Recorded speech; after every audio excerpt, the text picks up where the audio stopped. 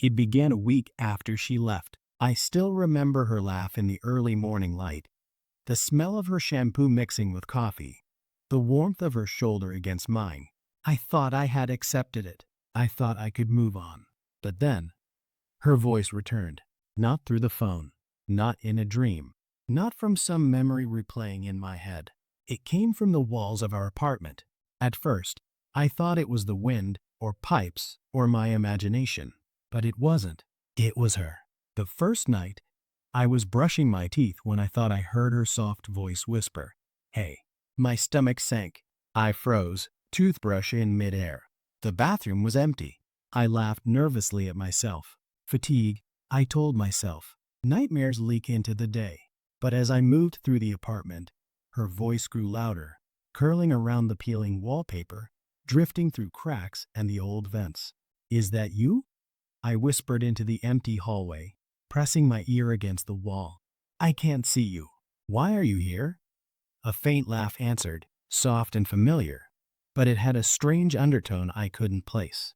I spun, searching the apartment from corner to corner.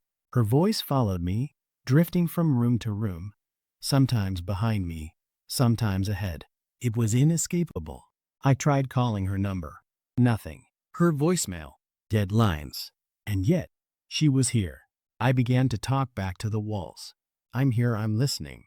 For hours, I would stand pressed to the cold plaster, letting her voice wrap around me. It comforted me, but also terrified me. Every note of her laugh, every sigh of frustration, tore at me in ways I didn't fully understand. I wanted to believe it was her, yet I knew somehow it was something else too. Something hiding, masquerading as her warmth. The nights grew darker. One night, as I lay in bed, her voice shifted. It was no longer playful or teasing. It was crying, desperate, broken. "I'm here, don't leave me," she whispered. I bolted upright. Every wall vibrated with the sound. Every corner echoed with her sorrow. I ran through the apartment, slamming doors, checking closets, searching for some impossible explanation.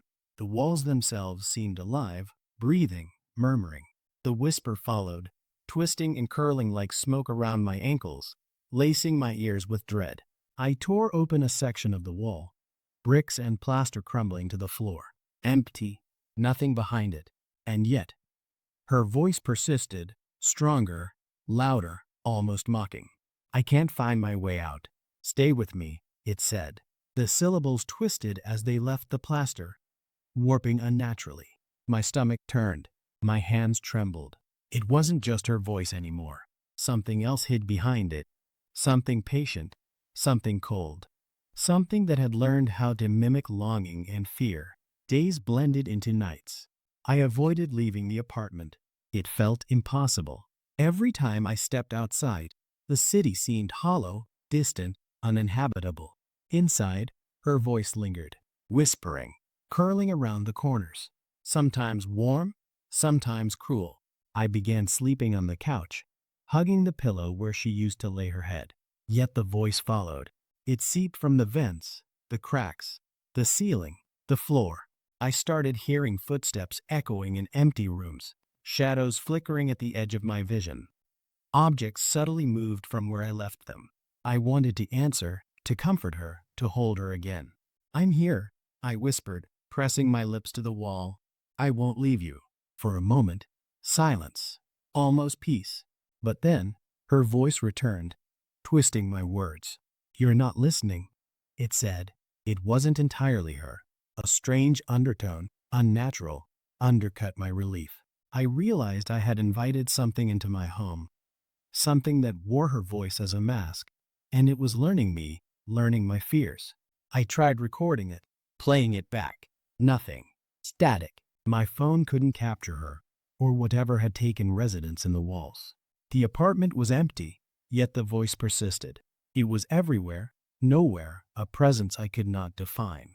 I started marking the walls with X's where I heard it strongest, trying to map it, understand it, control it. But control was an illusion.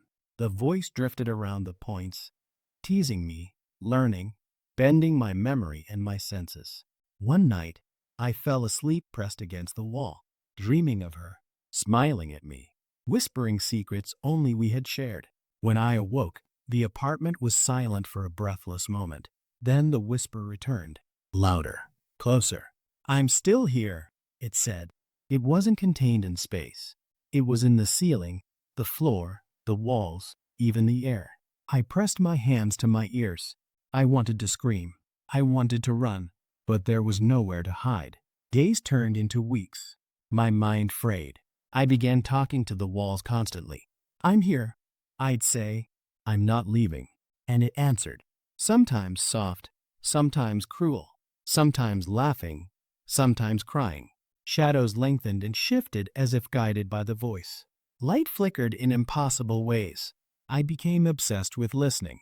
I began to feel her presence physically, curling around me, touching me, feeding on my longing, my grief, my terror. I started to question my own memories. Was she ever really gone? Or had I never truly left her? Every word from the walls tore at the line between memory and reality. I could feel the plaster pulsing beneath my fingertips, alive, breathing, aware of me. It whispered secrets I didn't understand, twisting our shared history into something unrecognizable, something I could not escape. I tried to flee, packed a bag, ran to the street, but the voice followed. On the wind, in the echoes of distant footsteps, in the crack of my apartment door, it whispered my name, calling me back, bending reality. I thought of neighbors, of authorities, of anyone who could help. No one heard it. No one would. I was alone, trapped, and it knew it. I returned home. I couldn't escape. Every wall, every crack, every hollow corner contained her voice. Sometimes warm, sometimes cruel, always echoing, always longing, always watching. I pressed my head to the plaster, whispering back, trying to comfort her, trying to understand her. But understanding was impossible. She wasn't there. She couldn't be. And yet, she was. Her voice came back, but not from her mouth.